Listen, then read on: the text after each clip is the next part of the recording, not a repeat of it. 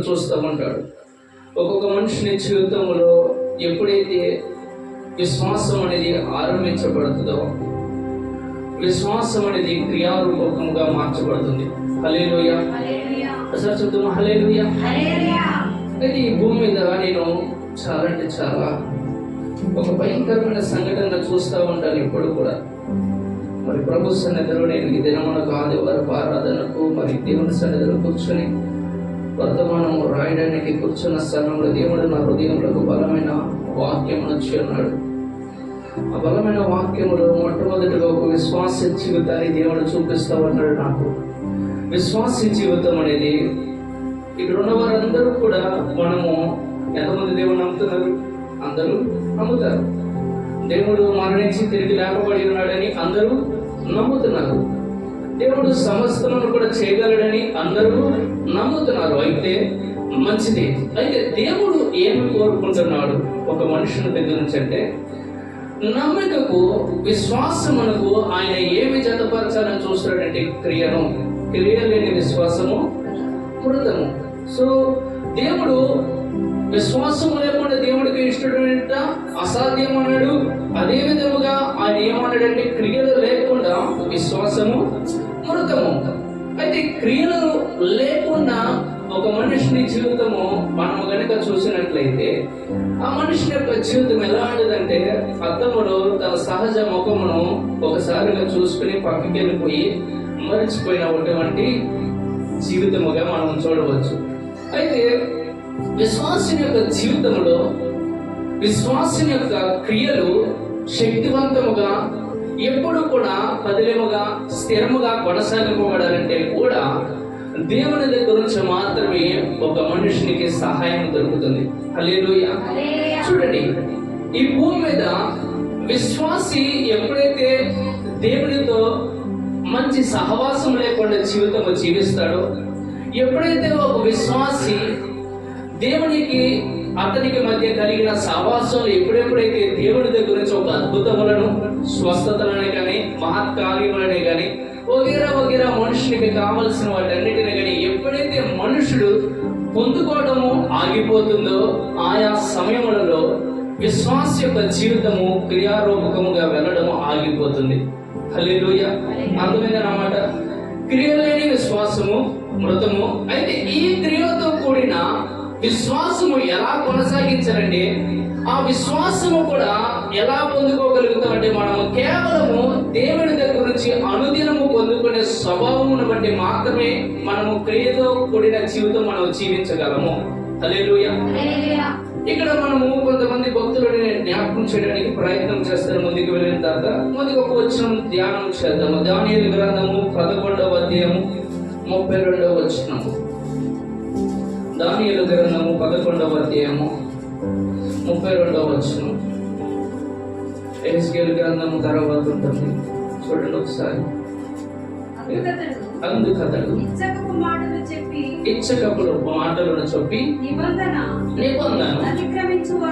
అతిక్రమించు వారిని వశపరచుకొనును. అయితే ఒకసారి అందరూ అయితే తమ దేవునిని ఎరుగువారు బలము కలిగి గొప్ప కార్యములు చేస్తారు. ఇది ఎవరి గురించి రాయబడుతుంది? మన గురించి అన్నాడు. ఒకసారి నా గురించి ఏమంటున్నాడు? దేవుడు ఏమంటున్నాడు? దేవుడు ఎరుగువారంట ఎలాంటి కార్యములు చేయాలంట? గొప్ప కార్యములు. ఎలాంటి కార్యములు?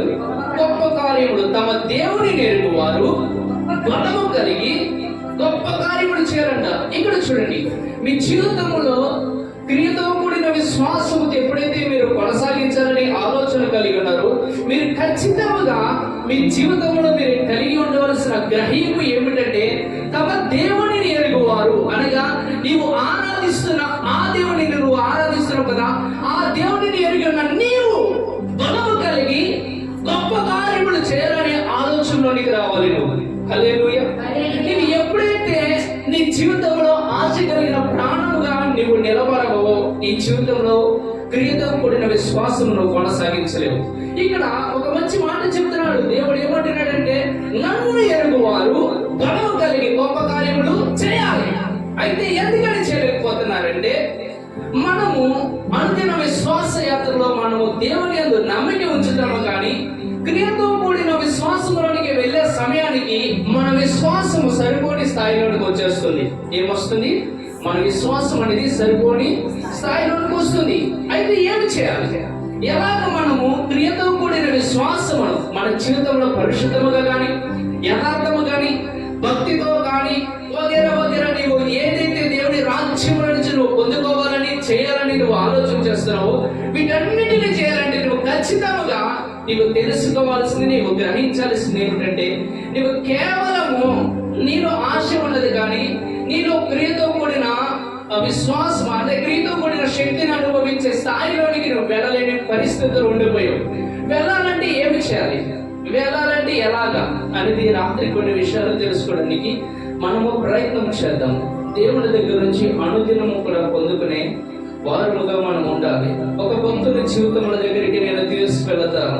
ఆ వ్యక్తులు ఏ విధముగా వారి విశ్వాసాన్ని బలపరుచుకున్నారు, దేవుడు వారిని ఏ విధముగా వాడుకున్నారో మీకు తెలియపరచడానికి నేను ప్రయత్నం చేస్తాను. చూడండి, నిర్గమాకాండము ఒక వచనం, పైన వచనం ఇంకొక వచనం చూపించి తర్వాత వెళ్దాం. ఆగండి ఒకసారి. యోహాను సువార్త 4వ అధ్యాయము 46 నుంచి 48 వచనం దగ్గర చదవండి ఒకసారి. ఇక్కడ ఒక వ్యక్తిని చూపిస్తున్నాడు దేవుడు. యోహాను సువార్త 4వ అధ్యాయం 46 వచనం. తాను ఎవరు? ఇక్కడ తాను అంటే యేసయ్య. యేసయ్య నీళ్లను ద్రాక్షారసముగా చేసిన గలిలయలోని కానాకు ఆయన మరల తిరిగి వచ్చాను. అప్పుడు కపెర్నహూములో ఒక ప్రధాని కుమారుడు రోగి అయి ఉండెను. యేసు యోదయ నుండి గలిలయకు వచ్చెనని అతడు విని వెళ్ళి కుమారుడు చాలా సిద్ధమై ఉండెను కనుక ఆయన వచ్చి అతని స్వస్థపరచవలెనని వేడుకొనెను. ఇక్కడ చూడండి, ఇక్కడ చాలా జాగ్రత్తగా అర్థం చేసుకోండి. ఇక్కడ యేసుక్రీస్తు ప్రభువారు ఆయన తాను వివాహంలో మరి ఆయన నీటిని ద్రాక్షరసముగా మార్చిన కొంతకాలంలో మరలా తిరిగి వచ్చాడని ప్రాంతానికి. తిరిగి వచ్చిన తర్వాత ఒక భక్తుడు ఆ యొక్క వ్యక్తి దగ్గరికి వస్తున్నాడు, ఆ దేవుని దగ్గరికి వస్తున్నాడు, యేసుక్రీస్తు ప్రభువు దగ్గరికి వస్తున్నాడు. ప్రధాన యాజకుడు ఇతడు, ప్రధాని అతని దగ్గరికి వచ్చి ఆయన దగ్గరికి వచ్చి అడుగుతాడు. ఏమంటున్నాడంటే, అయ్యా నా కుమారుడు సిద్ధమై ఉన్నాడు కనుక నీ వచ్చి అతన్ని స్వస్థపరచమని ఇక్కడ వేడుకుంటున్నాడంట. ఆ సమయంలో యేసుక్రీస్తు ప్రభు వారు ఒక మాట మాట్లాడుతున్నాడు. ఏమంటున్నాడు అంటే, చదవండి. యేసు సూచక క్రియలను మహత్కార్యములను మీరు చూడకుంటే మీరు ఎంత మాత్రము నమ్మరని చాలు. ఇక్కడ యేసయ్య ఏమంటున్నాడు? అతనే వచ్చి ఏమంటున్నాడు? ప్రధాని వచ్చి అంటున్నాడు, అయ్యా నా కుమారుడు సిద్ధమై ఉన్నాడు, ఆ వ్యక్తిని స్వస్థపరచడానికి నువ్వు రా అంటే యేసయ్య ఏమంటాడంటే, అయ్యా నేను రావాలి, మంచిదైతే నీలో ఒక నమ్మిక రావాలంటే ఖచ్చితంగా నువ్వు చూడాల్సింది ఏంటంటే, నీవు సూచక క్రియలను మహత్కార్యములను నీవు చూడని ఎలరా మీరు ఎంత మాత్రము కూడా నమ్మరు. అంటే ఏమిటి? ఏం చెప్పడానికి ప్రయత్నం చేస్తున్నాడు దేవుడు అంటే, ఒక విశ్వాసుని యొక్క జీవితంలో ఆయన ఏమని పలుకుతున్నాడంటే, అయ్యా నేను వచ్చి నేను స్వస్థపరచగలనని నువ్వు నమ్ముతున్నావు, మంచిదే. అయితే మీ నమ్మికలో అపనమ్మిక లేని స్థితిలోనికి, స్థాయిలోనికి మీరు వెళ్ళాలంటే మీరు ఖచ్చితంగా మీరు ఏం చూడాలంటే సూచక క్రియలను మహత్కార్యములను మీరు చూడకపోతే మీరు ఎంత మాత్రం కూడా నమ్మరు. అంటే మన జీవితంలో విశ్వాస యాత్రలో మనము బహుగా విస్తరించాలంటే, బహుగా మన విశ్వాసమును బహుగా పెంచుకోవాలంటే మనము కూడా మన జీవితంలో ఖచ్చితంగా దేవుడి దగ్గర నుంచి పొందుకునే వారముగానే ఉండాలి. హల్లెలూయా. మనం ఎప్పుడైతే పొందుకునే వారముగా మనం ఉంటామో మనలో విశ్వాసము లాగిపోతుంది. పైకి విశ్వాసునిగా జీవితంలో జీవిస్తావు, కానీ క్రియారూపంగా నీ జీవితంలో విశ్వాసం ఉండదు. హల్లెలూయా.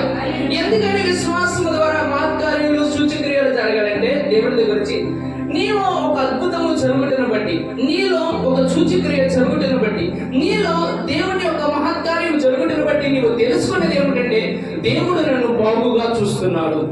ఏం చూస్తున్నాడు ఆయన? దేవుడు బాగుగా చూస్తున్నాడు. దేవుడు నీతో సహవాసం చేయడానికి వస్తున్నాడని నువ్వు గ్రహిస్తావు. దేవుడు నీలో పనిచేస్తున్నాడని నువ్వు గ్రహిస్తావు. దేవుడు ఎప్పుడైతే నీలో పనిచేస్తున్నాడని నువ్వు గ్రహిస్తావో నువ్వు అప్పుడు పాపము జోలికి వెళ్ళవు. హల్లెలూయా. దేవుడు నీలో ఎప్పుడైతే సరిగా పని చేయట్లేదని నువ్వు జీవితం కొనసాగిస్తూ అప్పుడు దేవుడు ఏమైనా చూడట్లేదు కదా అని నువ్వేం చేస్తావు? పాపంలోనికి వెళ్ళిపోయే అవకాశం ఉంది. మనుషుడు ఎందుకని ఈ భూమి మీద భయంకరంగా పాపం చేస్తున్నాడంటే, మనుషుడు ఎందుకు దేవునికి లోబడిన స్థాయిలోనికి వచ్చేసాడంటే, ఎందుకంటే దేవుడు ఆ వ్యక్తి జీవితంలో ఎంతగా పనిచేస్తున్నాడో ఆ వ్యక్తి తెలుసుకోలేని స్థాయిలోనికి వచ్చేసాడు. ఎప్పుడైతే దేవుడు ఒక మనిషి జీవితంలో పనిచేస్తున్నాడన్న సంగతి ఎప్పుడైతే ఒక మనిషి తెలుసుకున్నాడో ఆ మనిషి పాపం జోలికి వెళ్ళడం. హల్లెలూయా, హల్లెలూయా. నేను ఒక కారణం దగ్గరికి రండి. ఇక్కడ దేవుడు ఒక మోషే అనే భక్తుని దర్శిస్తున్నాడు. అతని యొక్క విశ్వాసాన్ని కూడా బలపరచడానికి సూచక క్రియల ద్వారా. నిర్గమకాండం 3వ మొదటి రోజున ఒకసారి చదివి నేను కొన్ని విషయాలు తెలియపరిచి ముందుకు వెళ్ళడానికి ప్రయత్నం చేస్తాను.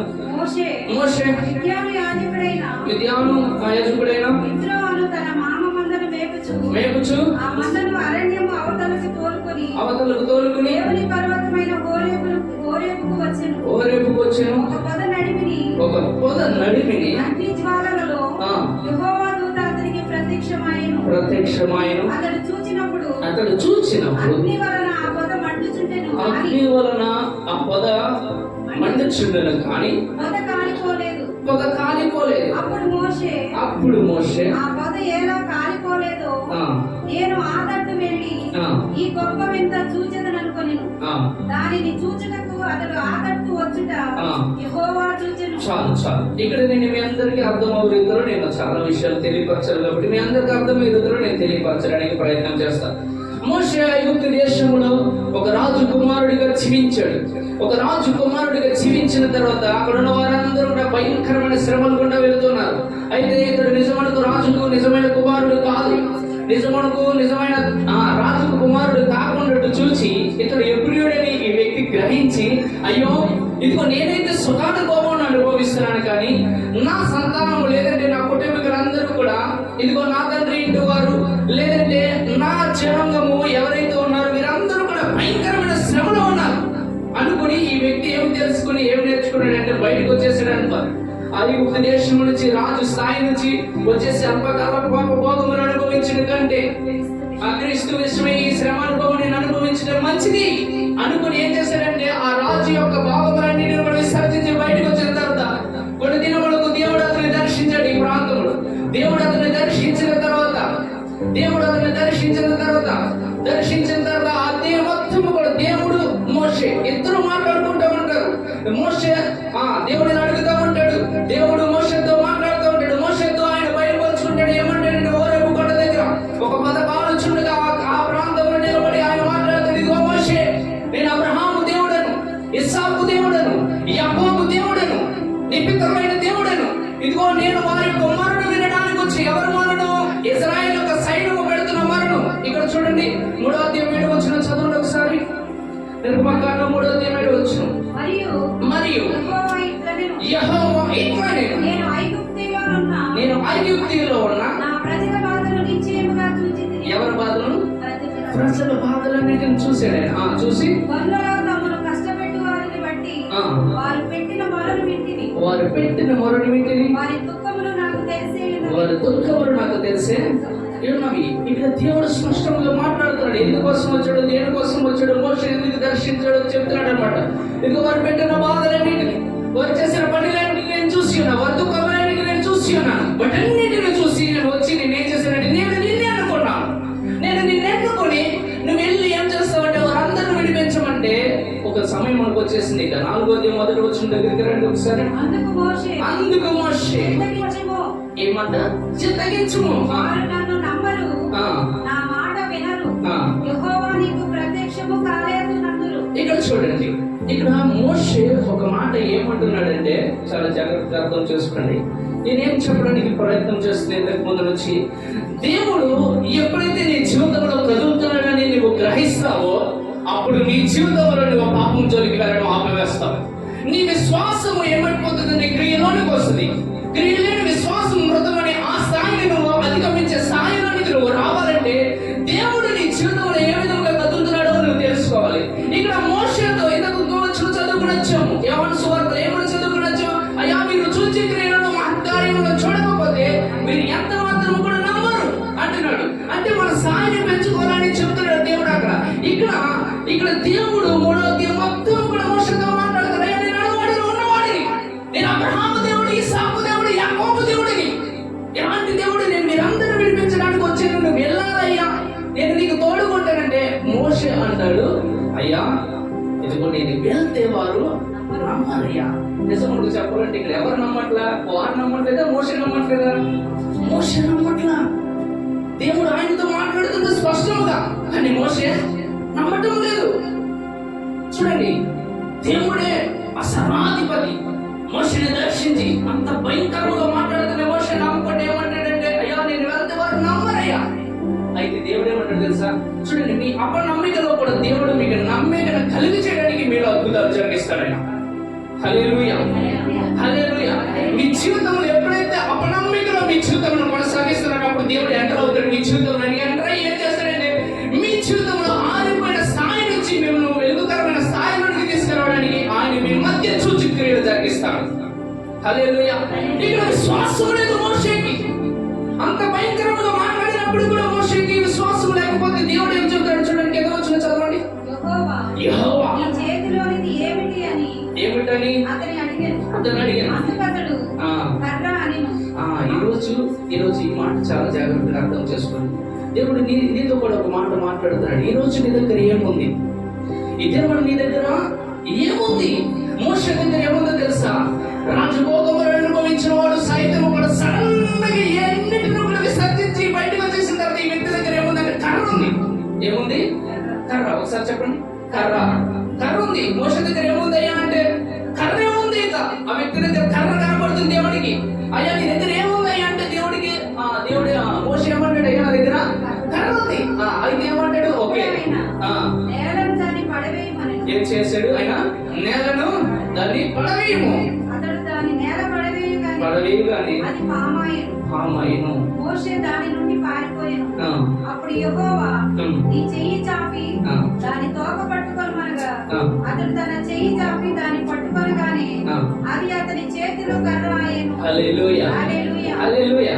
అంటే ఏం చేశాడు దేవుడు? మోషే అపనమ్మికను నమ్మికగా మారుస్తున్నాడు. ఎందుకంటే ఇది ఇప్పుడు ఈ వ్యక్తి దగ్గర ఏదైతే చూపిస్తున్నాడో ఈ వ్యక్తి అది క్రియారూపకంగా చేయాలి. అక్కడ ఫరో ఎదుట ఎక్కడ చేయాలి? మోషే ఏం చేయాలి? ఈ కర్రను ఇక్కడ విశ్వాసమును పెంచడానికి దేవుడు చూపిస్తున్నాడు. కానీ ఇది క్రియారూపకంగా మోషే ఏం చేయాలంటే ఈ కర్రను పట్టుకుని ఫరో రాజు ఎదుట పడేయాలి. హల్లెలూయా. ఇప్పుడు మోషే జీవితం, మోషే దగ్గరికి అపనమ్మిక ఉన్న వాళ్ళ దగ్గరికి దేవుడు వచ్చేవాడు. అయ్యా దగ్గర ఏముందయ్యా అంటే అయ్యా దగ్గర కర్ర ఉంది. ఓకే, ఆ కర్రనే వాడతాను విశ్వాసాన్ని పెంచడానికి. ఆ కర్రను ఏం చేస్తాడు? కింద పడేయడం కర్ర అసాధ్యం, పాముగా మార్చబడ్డాం. కానీ నీ విశ్వాసాన్ని పెంచడం కోసం నేనేం చేస్తానంటే నేనేదైనా చేయగలను. నువ్వు నన్ను నమ్మట్లేదు కదా, నువ్వు నన్ను నమ్మాలంటే నేనేం చేస్తాను తెలుసా? ఈ కర్ర మనుషుడి దృష్టికి కర్ర పాముగా ఉందా? కాదయ్యా. మరి నేనేం చేస్తాను తెలుసా? ఈ కర్రను పాముగా చేస్తానని మోషే యొక్క విశ్వాసాన్ని బలపరచడానికి. హల్లెలూయా. ఇప్పుడు బలపరిచిన తర్వాత మోషే యొక్క పని ఏంటి? ఈ విశ్వాసము, క్రియలు లేని విశ్వాసము మృతము. ఇప్పుడు విశ్వాసం ఉంది దేవుడి మీద. ఎవరికి తెలుసా? మోషేకి నిజముడు విశ్వాసం ఉంది బయటకు వచ్చే సమయంలో. కానీ వచ్చిన తర్వాత దేవుడు స్పష్టంగా మాట్లాడుతున్నప్పుడు విశ్వాసంలో మరింతగా ముందుకు వెళ్ళలేని స్థాయిలో ఉన్నాడు. ఈ రాత్రి దేవుడు కూడా నీతో మాట్లాడుతున్న మాట ఏమిటో తెలుసా? పుట్టుకకు లేదంటే దేవుని నమ్మిన వారు మనం విశ్వాస యాత్ర మనం జీవితంలో కొనసాగిస్తున్నామేమో, అయినప్పటికీ కూడా మన విశ్వాస యాత్రలో మనము క్రియతో కూడిన విశ్వాసం ఎందుకంటే కొనసాగించలేకపోతున్నామంటే మనం పైకి పేరుకు క్రైస్తవుడిగా బ్రతుకుతున్నామేమో, కానీ క్రియతో కూడిన విశ్వాసంలోనికి ఎందుకు వెళ్ళలేకపోతున్నామంటే మనం చచ్చిన స్థితిలో దేవుని దగ్గర నుంచి పొందుకోలేని స్థాయిలో ఉండిపోయాం. హల్లెలూయా. మనం ఈ రాత్రి దేవుని దగ్గర నుంచి పొందుకునే స్థాయిలోనికి వెళ్ళాలి. దేవుని దగ్గర నుంచి పొందుకునే వారముగా మనం మార్చబడాలి. హల్లెలూయా. ఇక్కడ మోషే యొక్క విశ్వాసాన్ని మార్చిన తర్వాత ఆ కర్ర ఎన్ని అద్భుతాలు జరిగించింది తెలుసా? ఆ కర్రని క్రియారూపకం ఎన్ని చోట్ల వాడిలో కొన్ని విషయాలు నేను మీకు తెలియపరచడానికి ప్రయత్నం చేస్తాను. 7వ అధ్యాయం 20 వచనం చదవండి ఒకసారి. ఆ కర్రతో ఏ విధముగా మార్చాడు వాడుకున్నాడు దేవుడు. మోషే అహరోనులు చేసిరి ఫరో ఎదుటను అతని సేవకుల ఎదుటను తన కర్రను పైకెత్తి ఈ కర్ర దేవుడు అడిగాడు. చూడండి, మోషే దగ్గర ఏముందయ్యా అంటే దేవుడు మోషే నా దగ్గర కర్ర ఉందయ్యా అన్నాడు. ఆ కర్రతో ఏమన్నాడు ఇక్కడ మాటలా? ఫరో దగ్గరికి వచ్చిన తర్వాత అయ్యా నేను నీకు చెప్పేది ఏం చేస్తావు అంటే ఆ కర్రను ఎత్తి, ఏ కర్రను, ఏ కర్ర అయితే ఉందన్నాడో మోషే ఆ కర్రను పట్టగా ఏటి నీళ్ళన్నీ రక్తముగా మార్చబడిన. హల్లెలూయా. ఇంకొక చోటకి వెళ్దాము. నేను త్వరగా ముగించడానికి ముందుకు వెళ్ళడానికి నేను ప్రయత్నం చేస్తాను. 8వ అధ్యాయం 5-6 వచనం. కొన్ని విషయాలు మరియు యెహోవా మోషేతో ఇట్లనెను, నీవు అహరోనును చూచి కర్ర పట్టుకొని ఏటి బాయిల మీదను కాలువల మీదను చెరువుల మీదను నీ చెయ్యి చాపి ఐగుప్తు దేశం మీదకి కప్పలు రాజేయమని అతనితో చెప్పగా అహరోను ఐగుప్తు చెరువుల మీద తన చెయ్యి చాపెను. ఏ కర్ర? దేవుడు ఏ కర్ర అయితే చూసాడో ఆ కర్రతో, ఏ కర్రతో అయితే మోషేకి విశ్వాసం పెంచాడు, అదే కర్రను ఆయన అనేక మార్లు వాడుతున్నాడు. ఎందుకో తెలుసా? మోషే ఎక్కడ కూడా విశ్వాసం ఆగిపోవడానికి వీలేదు. మోషే క్రియతో కూడిన విశ్వాసమును ముందుకు కొనసాగించాలని దేవుడు అదే కర్రను వాడుతున్నాడు. ఏ కర్ర చేత అయితే మోషేని దర్శించాడు అదే కర్రను అనేక చోట్ల వాడుతూ ఉన్నాడు. ఇంకొక చోట కూడా వాడతాడు. చూడండి, ఇక్కడికి వెళ్దాం ఒకసారి. 16-17 వచ్చిన చదువుదాం. అందుకు యెహోవా మోషేతో నీవు నీ కర్ర చాపి ఈ దేశపు ధూళిని కొట్టుము, అది ఐగుప్తు దేశమంతటను పేలగునని అహరోనుతో చెప్పమని చేసిరి. హల్లెలూయా. నాకు ఎంత సంతోషంగా ఉందో తెలుసా? ఎందుకో తెలుసా? నాలో ఉన్న సంతోషం ఏముందో తెలుసా? మోషే దగ్గర ఏముందో అదే వాడుకున్నాడు దేవుడు. ఆ కర్రను వాడుకున్నాడు. ఈ రాత్రి నీళ్ళు చిన్నగా ఉందా విశ్వాసం? అల్ప విశ్వాసంతో ఉన్నావా? ఆమెకి ఎంత విశ్వాసంతో ఉన్నావా? అదే విశ్వాసాన్ని రాత్రి దేవుడు వాడుకోవడానికి సిద్ధంగా ఉన్నాడు. ఆయన నీలో నుంచి కూడా. హల్లెలూయా. ఆయన వాడుకుని ఏం చేయడానికి సిద్ధంగా ఉన్నాడు? నీ జీవితంలో ఏదైతే ధూళిగా ఏర్పరిచేస్తుందో దాన్ని పట్టడానికి ఆయన వాడుకోవాలని చూస్తున్నాడు. ఏదైతే నీ జీవితంలో ఏదైతే చలములు నేను నాశనం చేయడానికి రావాలని చూస్తాయో ఆ చలములను పాయలుగా చేయడానికి పట్టడానికి వాడుకోవాలని చూస్తున్నాడు ఆయన ఈ రాత్రి. హల్లెలూయా. ఎర్ర సముద్రమును కూడా పాయలు చేయడానికి అదే కర్రను వాడుకోవాలని చూస్తున్నాడు దేవుడు. హల్లెలూయా. ఇప్పుడు ఇవన్నీ కూడా ఎందుకు చేస్తున్నాడు దేవుడు? ఎందుకంటే మోషే యొక్క విశ్వాసమును క్రియారూపకంగా మార్చడానికి వాడుకుంటున్నాడు ఆయన. సూచనల ద్వారా ఏం చేస్తున్నాడు? సూచనల ద్వారా వాడుకుంటున్నాడు. అవునా కదా? ఈ రాత్రి నీ విశ్వాసం క్రియారూపకంగా మార్చబడాలంటే కూడా నీవు కూడా ఏం కోరాలి? నీవు కూడా ఏమి తెలుసుకోవాలి నీ జీవితం అంటే? నీవు నీ వ్యక్తిగత జీవితంలో ఖచ్చితంగా దేవుడి దగ్గర నుంచి పొందుకునే స్థాయిలోనికి రావాలి. మన వాళ్ళందరూ ఏమనుకుంటారంటే, అయ్యో నేను సూచిక్రియలు కానీ మహత్కార్యములు కానీ అద్భుతములు కానీ నేను పొందుకోకూడదయ్యా, నాకు అవసరం లేదయ్యా. ఎందుకో తెలుసా?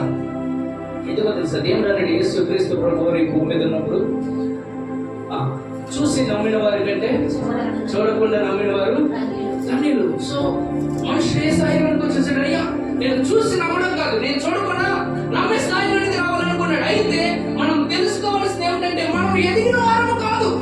ఆ మాట ఎవరితో మాట్లాడుతున్నాడు? తోమాతో మాట్లాడుతున్నాడు. తోమ ఎవరు? యేసుక్రీస్తు ప్రభువారు. ఆయన స్వార్థ మనం ప్రకటన చేయడం ఆరంభించిన దినము మొదలుకొని ఆయన కలువరి శిలువలో ఎత్తబడిన ఆ సమయం వరకు కూడా దేవుడితో సహవాసం చేసిన వాడు ఎవరు? తోమ. ఆశామాష వంటి జీవితం కాదు. ఎవరి తోమాది?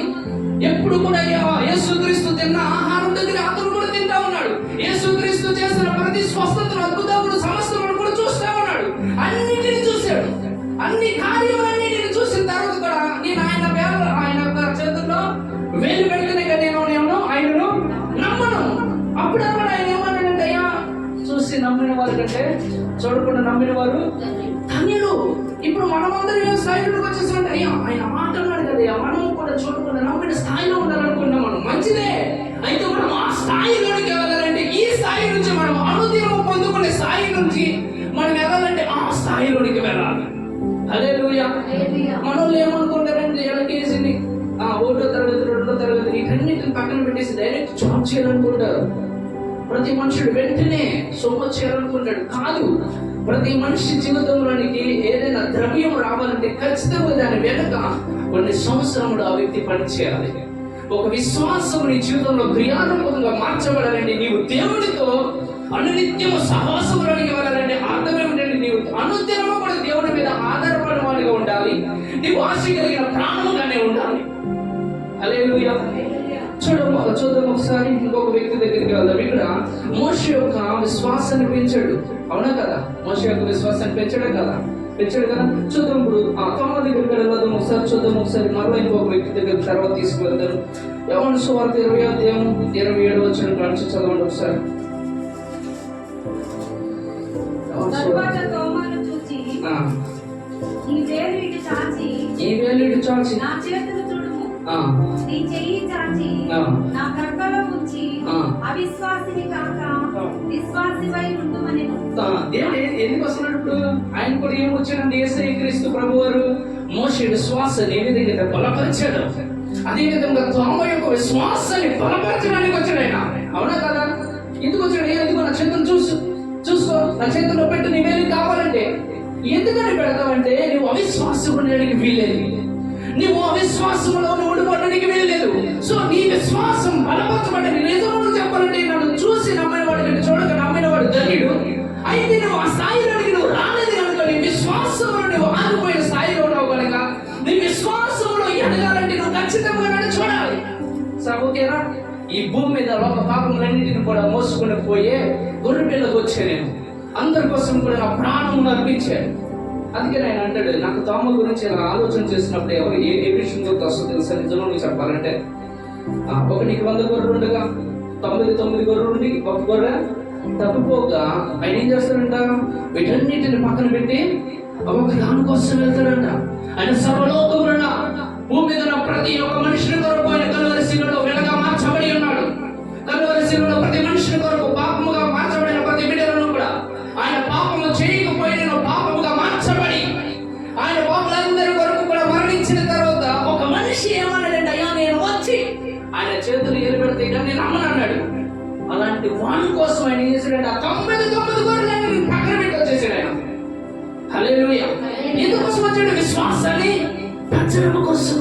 దేనికోసం వచ్చాడు? విశ్వాసాన్ని పెంచడం. ఈ రాత్రి నీతో కూడా మాట్లాడుతున్న మాట ఏంటో తెలుసా? నువ్వు అనుదినము కూడా దేవుడితో సహవాసం చేస్తున్నట్టు, నువ్వు దేవుడిని నమ్ముకున్నట్టే జీవిస్తున్నావా? ఓకే, మంచిదే. అయితే నీ విశ్వాసం అలా ఉండిపోవడానికి వీలలేదు. నువ్వు నీ విశ్వాస యాత్రలో నువ్వు క్రియతో కూడిన శక్తిలోనికి వెళ్ళాలంటే, తమ దేవుని ఎరుగు వారు బలం కలిగి గొప్ప కార్యములు చేయాలంటే నువ్వు ఈ స్థాయిలో ఉండిపోవడానికి వీలు లేదు. నువ్వు మరి ఒక స్థాయిలోనికి వెళ్ళాలి అంటే నువ్వేం చేయాలి? ఖచ్చితంగా నీ అవిశ్వాసం, ఒకవేళ నువ్వు విశ్వాసం అనుకున్నప్పుడు కూడా నీ విశ్వాసంలో మరి ఒక నూతనమైన స్థాయిలోనికి వెళ్ళాల్సిందే నువ్వు. హల్లెలూయా! ఇక్కడ తోమ దగ్గరికి వచ్చి నువ్వు అపనమ్మికలలో ఉండకుండా నీవు నమ్మి కొంచెమని ఆయన చేతులను చూపించిన తర్వాత కిందకు వచ్చినట్టు చదవడం. అందుకు ఆయనతో నా ప్రభువా నా దేవా యేసు నీవు నన్ను చూచి నమ్మితివి. చాలు, ఇక్కడ చూడండి, మళ్ళీ జ్ఞాపకం చేస్తాను. ఇప్పుడు ఆ మాట ఎవరితో మాట్లాడుతున్నాడు దేవుడు? తోమతో. ఎవరితో? తోమతో. ఎందుకని తోమతో ఎందుకని స్పష్టంగా మాట్లాడుతున్నాడు? తోమ యేసు క్రీస్తు ప్రభువుతో 3.5 సంవత్సరములు నడిచాడు.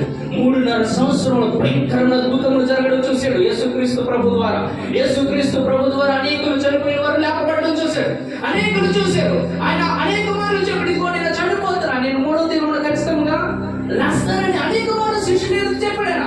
ఆయన వెళుతున్న సమయంలో యెరూషలేము పట్టణం దగ్గరికి వచ్చినప్పుడు కూడా, యెరూషలేము పట్టణం దగ్గరికి వచ్చి ఇదిగో మనిషి కుమారుడు అప్పగింపబడుతున్నాడు అని ఆయన అందరికీ కూడా తెలియపరచుకున్నాడు. అయినప్పటికీ కూడా 3వ దినమున ఏ విధంగా చేప నోటిలో నుంచి ఇదిగో యోనా ఏ విధంగా అయితే బయటికి వచ్చాడు, అదే విధంగా నేను కూడా వస్తానని ఆయన స్పష్టంగా తెలియపరచుకున్నాడు. అయినప్పటికీ కూడా తోమ నమ్మిక లేని స్థాయిలో ఉండుటను బట్టి దేవుడు ఏమన్నాడంటే, యేసుక్రీస్తు ప్రభు వారు చూచి నమ్మిన వాని కంటే చూడక నమ్మిన వాడు ధన్యుడు. మన స్థాయి ఎలా ఉందా? మన యేసుక్రీస్తు ప్రభు వారితో 3.5 సంవత్సరాలు అనుదినము కూడా సహవాసం చేశాం. నో, మనము ఆయన ఏదైతే చేసేయలేదో వాటన్నిటిని విని విశ్వాసములు ఎదుగుతున్నాం. సో ఈ విశ్వాసములు వెతికే సమయంలో మనం ఒక్క దినములోనే కొండ మీద ఎక్కేసి అదిగో నా విశ్వాసం ఎంత ఉందని అడిగే అవకాశం లేదు. ఆయన ఏమన్నాడు తెలుసా? ఒకవేళ నీ విశ్వాసం కొండ మీద ఉందనుకున్నా, నో, ఒక నీ జీవితంలో అదిగో ఆవగిందంత విశ్వాసం ఉంటుంది. ఆ కొండను కూడా నువ్వు పెకిలించి నడి సముద్రంలో పడతమన్నది నువ్వు లోపడుతుంది అన్నాడు. ఎందుకో తెలుసా? మన విశ్వాసం అంత స్థాయిలో లేదని మనకి తెలియపరచడం కోసం. అంటే మన విశ్వాసంలో మనం ఎదగాలని ఖచ్చితంగా మనము దేవుని దగ్గర నుంచి భయంకరమైన అద్భుతములను, స్వస్థతలను, ఆశ్చర్యములను అనుభవించువారుగా మనం మార్చబడాలి. హల్లెలూయా. ఇంకా వచ్చిన చదవండి ఒకసారి. ఇంకా నేను లోతుకి వెళ్ళడానికి ప్రయత్నం చేస్తాను. మరియు అనేకమైన ఇతర సూచక్రియలను ఏంటంట, మరి అనేకమైన ఇతర సూచక క్రియలు యేసు తన శిష్యుల ఎదుట చేశాడు. ఎవరు ఎదురు చేశాడంటే ఆయన శిష్యులు ఎదుట. ఆ శిష్యులందరూ ఎవరు? యేసుక్రీస్తు తిరిగిన వారే. వారి ఎదుట అనేకమైన సూచక క్రియలు ఆల్రెడీ ముందుగా చేసాడు ఆయన. అవునా కదా? అనేకమైన అద్భుతాలు జరిగించాడు వారి ముందుల, అనేకమైన స్వస్థతలు జరిగించాడు. అయినప్పటికీ కూడా మరలా ఆయన తిరిగి లేపబడి వచ్చిన తర్వాత మరలా శిష్యులు ఎదుట ఏం చేస్తాడు ఆయన? సూచక క్రియలు చేస్తాడు. ఎందుకు చేయాలి అసలుకి? నిజం చెప్పాలని చేయాలా? చేయనవసరం లేదు. కానీ ఎందుకు చేశాడు?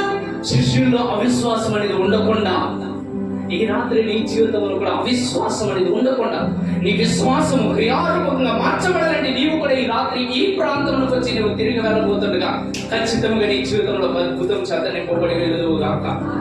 ఆమేన్. ఈ రాత్రి కలిసి ఒక సూచక్రియ దేవుడు నాతో స్పష్టంగా మాట్లాడి ఈ వర్తమానం రాస్తున్న సమయంలో ఒక దినం, ఈ దినం ఖచ్చితంగా ఈ ప్రాంతంలో నిలబడిన ప్రతి మనిషిని జీవితంలో ఆయన సూచక్రియ మహత్కార్యం చేయడానికి సిద్ధంగా ఉన్నాడు ఈ రాత్రి. హల్లెలూయా. ఏం చేశాడంటే చదవచ్చు. ఇతర ఆల్రెడీ సూచక్రియలు చేశాడు, మరలా ఇతర సూచక్రియలను చేశాను. అవి ఈ గ్రంథమందు వ్రాయబడి ఉండలేదు గాని యేసు దేవుని కుమారుడైన క్రీస్తు అని మీరు నమ్మునట్లును నమ్మి ఆయన నామమందు జీవము పొందునట్లును ఇవి వ్రాయబడెను. చాలు. మన జీవితంలో కూడా ఈ రాత్రి దేవుడు ఏ స్థాయిలోనికి మనం నడిపించాలని చూస్తాడంటే, మన జీవితంలో మనం ఎన్ని రోజులు రాస్తున్నా చాలని గొప్ప అద్భుతములు మన జీవితంలో అనుదినం ఆయన చేయడానికి సిద్ధంగానే ఉన్నాడు. హల్లెలూయా. ఎందుకంటే ఈ భూమి మీద ఆయన చేసిన అద్భుతములు రాయడానికి పుస్తకాలు కూడా చాలా లేదంట. వారి మధ్య చేసిన అద్భుతములు సూచక్రియలు అవి రాయడానికి పుస్తకాలు చాలా మంది అన్ని సూచక్రియలు చేసి చూపించాడంట. ఎందుకో తెలుసా? యేసుక్రీస్తు ప్రభు వారిని నమ్మునట్లు. ఏమిటంట? నమ్మునట్లు. ఎందుకంటే నీవు ఎప్పుడైతే దేవుడిని గట్టిగా నమ్ముతావో ఆ నమ్మిక నీ జీవితంలో క్రియారూపకంగా మార్చబడుతుంది. హల్లెలూయా. హల్లెలూయా. గిద్యోను అనే ఒక భక్తుడు ఉన్నాడు. ఈ వ్యక్తి జీవితం గురించి కనుక మనం ఆలోచన చేస్తే, ఈ వ్యక్తి భయంకరమైన భయంతో కూడి ఒక గానుగ చెట్టు దగ్గరకు వచ్చి ఆయన ఒకటి ఏం చేస్తున్నాడు? పని చేస్తున్నాడట. ఆ సమయంలో యేసుక్రీస్తు ప్రభు వారు ఆ సమయంలో దేవుడు అతన్ని దర్శిస్తున్నాడు. దేవదూత ద్వారా దర్శించిన సమయంలో ఆయన ఏమంటాడంటే, పిరికితనం చేత కూర్చున్నామని, అయ్యా బహు పరాక్రమం కలిగిన బాలాఢ్యుడ అని మాట్లాడిన తర్వాత అక్కడ కొన్ని సంఘటనలు జరుగుతూ ఉన్నాయి. చూడండి, మన విశ్వాస యాత్రలో మనం ఎప్పుడైతే డల్ అయిపోతామో, ఆగిపోతామో, అలసిపోతామో దేవుడు మనం ఖచ్చితంగా దర్శిస్తాడు. గిద్యోను ఆగిపోయాడు, భయముతో నిలబడిపోయి ఉన్నాడు ఇతడు. కానీ ఆ వ్యక్తి జీవితాన్ని దేవుడు దర్శిస్తాడు. ఇక్కడ దర్శించకుండా ఆగిపోతాడా? No, never. దేవుడు ఖచ్చితంగా దర్శిస్తాడు. దర్శించే సమయంలో కొన్ని మాటలు జరుగుతున్నాయి. ఇక్కడ దేవుడు ఇక్కడ గిద్యోనుతో ఏమంటాడంటే, నువ్వు మిద్యాను చేతిలో నుంచి ఇశ్రాయేలును బయటికి తీసుకురావాలని మాట్లాడుతున్న సమయంలో కొన్ని విషయాలు జరుగుతున్నాయి. మనం వాటిని జ్ఞాపకం చేసుకుందాం. 14-15 వచ్చిన దగ్గర ఒకసారి చదవండి. ఒకసారి. అంతటా యెహోవా అతను తట్టు తిరిగి మళ్ళీ చాలా జాగ్రత్తగా చదువుతాం ఒకసారి. ప్రతి మాట చాలా అవసరమైనది మనకి మాత్రమే. అంతటా యెహోవా, ఒకసారి చదవండి. అంతటా యెహోవా ఎతను తట్టు తిరిగాడంట? దేవుడు తట్టు తిరిగాడంట. ఎవరు? దేవుడు. దేవుడు ఎందుకు తిరగాలి? ఎందుకు తిరగాలంటే అతని యొక్క విశ్వాసముగా మార్చడం కోసము. చదవనమ్మా. బలము తెచ్చుకొని వెళ్ళి మిద్యాను చేతిలో నుంచి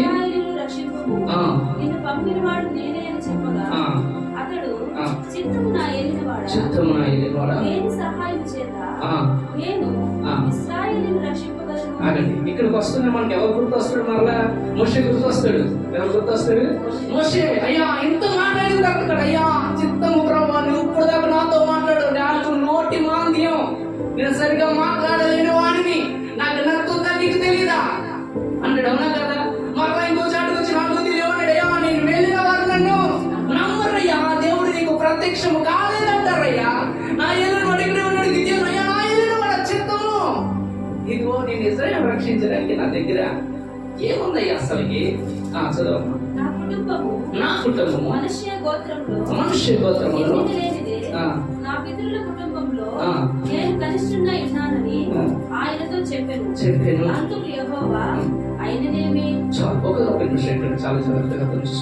మన విశ్వాస యాత్రలో మనం అద్భుతము పొందుకోలేని స్థాయిలోనికి వెళ్ళిన సమయంలో మన బలహీనత దేవుడు బలహీనతగా తీసుకోడు. మన బలహీనతను అధిగమించడానికి ఆయన ఏం చేస్తాడంటే మన జీవితంలో అద్భుతం జరిగిస్తాడు ఆయన. హల్లెలూయా.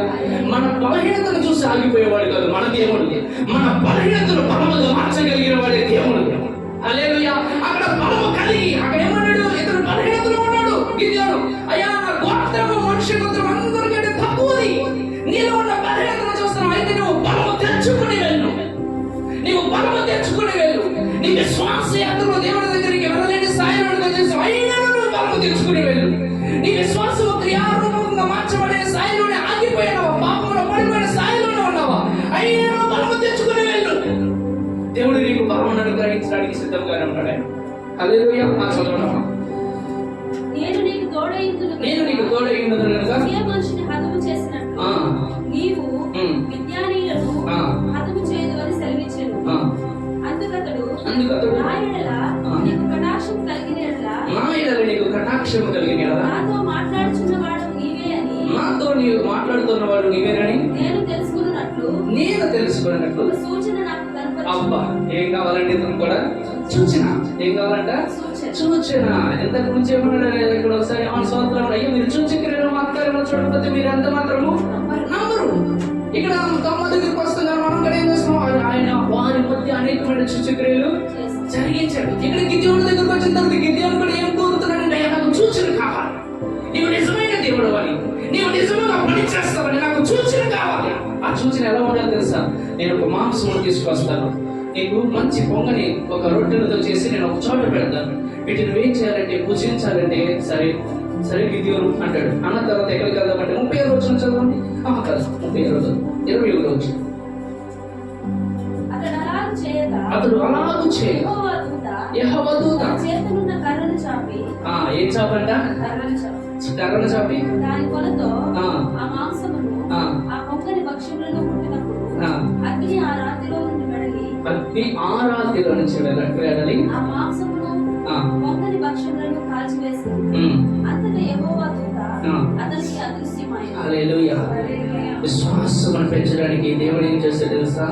ఆ యొక్క మాంసమును అగ్ని చేత దహించాడు. హల్లెలూయా. ఈ సూచిక ఎందుకు చేయాలి? గిద్యోనుతో అంత భయంకరంగా మాట్లాడినప్పుడు కూడా సూచిక ఎందుకు చేయాలి? ఎందుకు చేయాలంటే అతని యొక్క అపనమ్మికలో ఉండిపోకుండా, అవిశ్వాసంలో ఉండిపోకుండా విశ్వాసంలోనికి రావాలని దేవుడు ఏం చేస్తాడంటే ఆ మాంసమును దహించి విసిరాడు. హల్లెలూయా. మరి ఇంకొక సూచన అడుగుతాడు, మరలా ఇంత చేస్తారా? ఎంత చేసిన తర్వాత కూడా ఇదేనే అడుగుతాడు మరలా. మరి ఎవరు చూడండి 30 రోజులు చదువు, 37 రోజులు. అప్పుడు గిద్యోను నీవు సెలవిచ్చినట్లు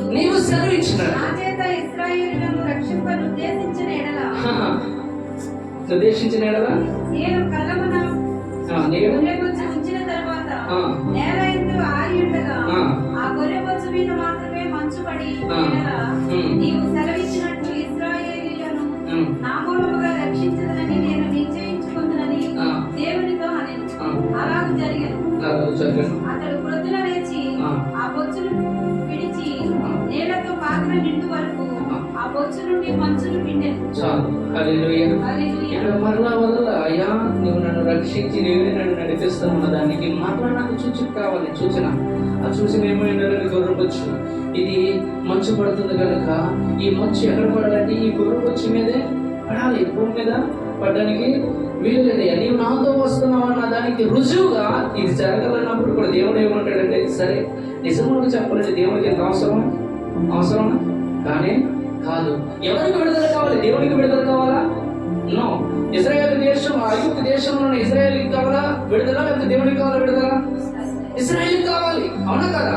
ఇక్కడ కపెర్నహూములో ఉన్న ప్రధాని యొక్క కుమారుడికి స్వస్థత కావాలి, యేసుక్రీస్తు ప్రభు వారికి కావాలా? ప్రధాని కుమారుడికి కావాలి. ఇక్కడ గిద్యోను మిద్యానీయుల చేత భయంకరమైన బాధలు ఇజ్రాయేల్ అందరూ కూడా బందీ గృహంలోనికి వెళ్ళిన ఈ స్థాయిలో ఉన్న వారికి విడుదల కావాలా? దేవుడికి కావాలా? వీళ్ళకే కావాలి, అవునా కదా? ఎందుకని ఈ రాత్రి మనం ఏమి తెలుసుకోవడానికి మనం ప్రయత్నం చేయాలంటే దేవునికి కాదు విశ్వాసం కావాల్సింది, దేవునికి కాదు విడుదల కావాల్సింది, మన జీవితంలో కావాలంటే మనము ఈ క్రియాసాధితమైన జీవితంలో మనం ముందుకు కొనసాగిపోబడాలంటే మనం ఖచ్చితంగా దేవుని దగ్గర నుంచి రాత్రి మనము కూడా ఒక సూచన చేత ఈ ప్రాంతం నుంచి విడిచి వెళ్ళాలి. హల్లెలూయా, హల్లెలూయా. ఖచ్చితంగా ఈ రాత్రి మనం ఎట్టి పరిస్థితుల్లో కూడా ఈ విశ్వాసమును మనం క్రియారూపంగానే మార్చుకునే వారుగా మనం ఈ ప్రాంతం నుంచి విడిచిపెట్టి వెళ్ళాలి. చూడండి విశ్వాస యాత్ర ఎలా ఉండదు. ఒకసారి తిమోతి రాసిన పత్రిక 2 తిమోతికి రాసిన పత్రిక ఒక్కొక్కసారి అద్భుతమైన స్వస్థతలను ఆశ్రయించకపోతే ఎలా ఉంటుంది. 2 తిమోతికి రాసిన పత్రిక 3వ అధ్యాయం 3వ వచనంలో నుంచి అనురాగరహితులను, అతిద్వేషులు, అపవాదికులు, అజితేంద్రియులు, క్రూరులు, తెలియలేని విశ్వాసము, మృతము, ఆ మృతమైన జీవితం జీవిస్తున్న వారు వారిలో కలిగి ఉన్న బలహీనతలు. రాత్రి మనలో కూడా ఇలాంటి అనేకలు ఉంటాయి. మనలో కూడా ఒక్కోసారి గర్వం వచ్చిన పరిస్థితులు, ద్రోహం చేసిన వారు ఉంటే మూర్ఖులుగా మనం కూడా కొన్నిసార్లు ఇలా చేస్తాం, జీవిస్తాం. వ్యక్తిగత జీవితంలో అతి ద్వేషులుగా ఉంటాము, తల్లిదండ్రులకు లోబడిన స్థాయిలో ఉంటాం. ఇవన్నీ కూడా మనలో ఉండే ఇవన్నీ ఏంటి? క్రియలేని విశ్వాసము, మృతము. ఏమిటంటే ఒకసారి చెప్పండి, క్రియలేని విశ్వాసము, మృతము. ఆ స్థాయిలోనికి వెళ్ళిపోయినారు. అయితే అక్కడ వాళ్ళతో ఏమన్నాడు చూడండి, 5వ వచనం, పైకి భక్తి గల వారి వలె ఉండి ఎవరి శక్తిని? దేవుని శక్తిని ఆశ్రయించిన వారిని ఇందురు. ఇంటి వారికి ఎముకుడువై ఇండుము. ఏమంటారు ఇది ఇక్కడ? పైకి భక్తి గలవారై ఉంటారు. ఈ రాత్రి మనలో కూడా పైకి భక్తి కలిగిన వారు అనేకలు ఉంటారు. మనం అనేక సార్లు అయ్యో నేను పైకి భక్తి కలిగిన, చాలా అంటే చాలా భక్తి కలిగిన మాట అయ్యా, చాలా అంటే చాలా భక్తి ఉందయ్యా నాకు అసలు ఈ భక్తి విషయంలో నేను అసలు రాజీ పడినయ్యా. నేను ఎంత మాత్రం కూడా అసలు రాజీ పడినయ్యా. నాలో చాలా అంటే చాలా విశ్వాసం ఉందయ్యా దేవుని యందు. ఆయన నన్ను చనిపోయినా మరలా లేవనెత్తాడయ్యా. నేను చనిపోయే స్థాయిలోకి వెళ్ళినా ఆయన నన్ను విడిపిస్తాడయ్యా అని నేను నమ్ముతున్నానయ్యా అంటాను. కానీ ఈ స్థాయి ఎలాంటిది తెలుసా? పైకి భక్తి. ఏమిటంటే పైకి భక్తి గలవారై ఉండి దేవుని శక్తిని ఆశ్రయించని వారు, ఆశ్రయించని పైకి భక్తి కలిగిన వారు, విశ్వాసము కలిగిన వారుగా క్రియతో కూడిన విశ్వాసమును కొనసాగించాలని మనం ఎప్పుడైతే దేవుని దగ్గర నుంచి శక్తిని ఆశ్రయించామో అప్పుడు ఈ క్రియతో కూడిన విశ్వాసము మృతముగా మార్చబడుతుంది. హల్లెలూయా. ఎంతమందికి అర్థమైంది నా మాట? నేను చెప్పింది అర్థమైందా? పైకి భక్తి కలిగిన జీవితం జీవిస్తున్నప్పటికీ కూడా దేవుని శక్తిని ఆశ్రయించకుండా, దేవుని దగ్గర నుంచి అద్భుతము పొందుకునే స్థాయిలోనికి నువ్వు రాకుండా, దేవుని దగ్గర నుంచి పొందుకునే వాడికి నీ ఆలోచన మార్చుకోకుండా నువ్వు గడిపే జీవితంలో కొనసాగిస్తే నీవు క్రియతో కూడిన విశ్వాసంలోనికి వెళ్ళలేని స్థాయిలో నుండి నీవు క్రియలు లేని విశ్వాసం అనే మృతమైన స్థాయిలో నుండి పోతావు. ఈ రాత్రి ఆ స్థాయిని నీవు అధిగమించదువుగాక. హల్లెలూయా. నీవు ఆ స్థాయిని అధిగమించాలని ఈ రాత్రి నీవు మనసారా అడగాలి. అయ్యా నేను వెళ్ళి నమ్మనయ్యా అన్నాడు మోషే. ఖచ్చితంగా వెళ్తే నమ్మడు అనుకున్నాడు. అతను ఎదుట దేవుడు అద్భుతం చేశాడు. ఈ దేవుని దగ్గర కూడా అయ్యా నేను వెళ్తే వారు నమ్మరేమయ్యా, వారు నాతో రాలేదేమో, వారిని జయించలేనయ్యా. అయితే నువ్వు నా ఎదుట చూచి క్రియ జరిగించయ్యా. ఓకే జరిగిస్తా. నువ్వు నమ్మలేవా? అయితే నమ్ము. ఇది మన చేతులు ఏదో పెట్టు, నమ్మిక నీ జీవితంలో కొనసాగించు. ఓ శిష్యులారా మీరు కూడా అప్పుడు నమ్ముతుందేమో, ఒకవేళ ఇది మీ చూచి క్రియలన్నీ చేస్తారా? వీటన్నిటిని నమ్మండి, నేను మీతో పని చేస్తాను. హల్లెలూయా.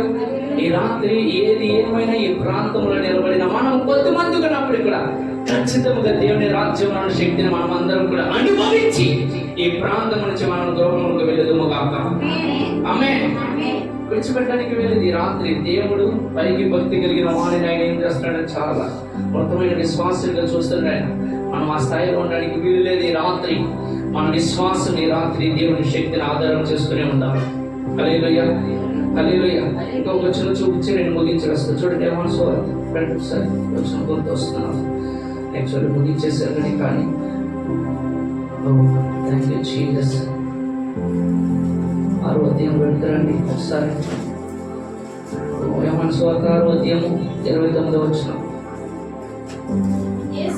యేసు ఆయన పంపిన వాని యందు మీరు విశ్వాసం ఉంచుటే దేవుని క్రియ అని అంటే నీవు జీవితంలో ఖచ్చితంగా క్రియ కొనసాగించాలంటే నీవు విశ్వాసం మీదే నీ జీవితం అనేది కట్టుకోవాలి.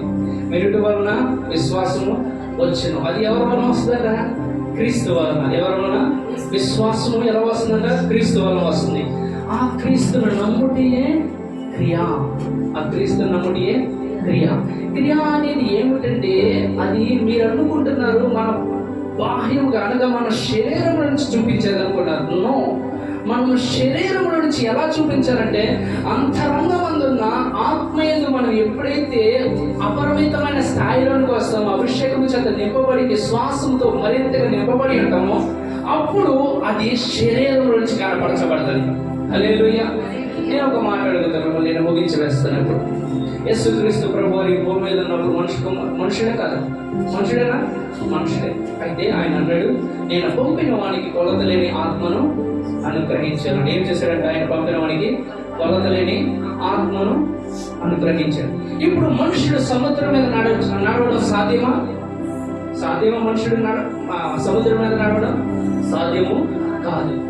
అయితే మీ అందరికీ ఆది కాండంలోనికి ఒక వచనాన్ని జ్ఞాపకం చేస్తా, తీయదు. ఆది కాండంలో ఆయన భూమిని సమస్తమును సృష్టిస్తున్న సమయంలో ఆత్మ ఎక్కడ ఉందట? జలముల పైన అల్లాడుచుండేది. ఎక్కడ ఉందంటే? జలముల పైన అల్లాడుచుండేది. ఎక్కడ ఉందంటే? పైన, కింద లేదు. జలముల కింద లేదు. ఇప్పుడు మనిషి కుమారుడికి వచ్చిన యేసుక్రీస్తు ప్రభు వారు, కానీ ఆయనలో ఉన్నంత ఆత్మాభిషేకం కొలత లేకుండా ఉన్నది. ఇప్పుడు ఈయన శరీరంలో జీవిస్తున్నాడా? ఆత్మ ద్వారా జీవిస్తున్నాడా? ఆత్మ ద్వారా జీవిస్తున్నాడు. శరీరం కనపడుతున్నాడు మనుషుడికి, కానీ ఈయన యొక్క సామర్థ్యం ఎలా మార్చబడిపోయింది?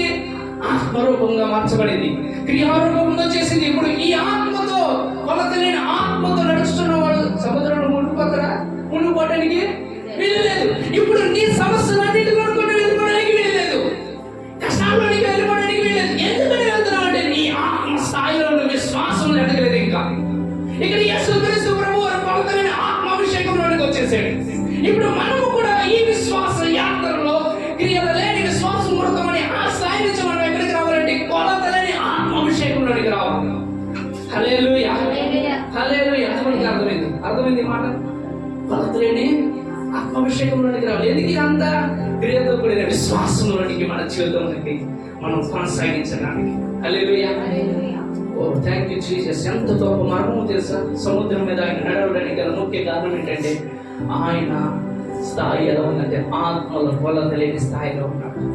మనము కూడా ఈ భూమి మీద పడుతున్న శ్రమలు, పాపములు, సముద్రములు ఏదైతే కొట్టుకుని పోయే పరిస్థితులు ఉన్నాయో, వాటిలోనికి వెళ్లకుండా మనం వాటి పైన నడవాలంటే మనము కూడా దేవుని యొక్క శక్తిని మనము ఆధారం చేసుకున్న వారముగానే ఉండాలి. ఆ శక్తి ఎక్కడుందంటే దేవుని దగ్గర ఉంది. ఆ దేవుడు మనలోనికి ఎక్కించాడంటే ఆత్మ గ్రహించడం, ఆ ఆత్మ మనలో పనిచేయాలంటే ఈ వాక్యమే నీలో పని చేయించాలంటే. హల్లెలూయా, హల్లెలూయా. ఈ రాత్రి మీ జీవితంలో విశ్వాసములు మీరు ముందుకు కొనసాగినట్టు ఒక చిన్న ప్రార్థన చేసుకుందాం. అందరూ కూడా కన్నులు మూసుకొని రాత్రి దేవుడు నీలో పని చేయనట్లు, ఇదిగో కపెర్నహూములో తన కుమారుడు స్వస్థత పొందడానికి సావులకు సిద్ధమైన వాడి దగ్గరికి ఏ విధంగా దేవుడు అద్భుతం జరిగించి ఉన్నాడు, ఏ విధంగా అయితే ఇజ్రాయేలు ఐగుప్తు దేశంలో బందీగా ఉన్నట్టుగా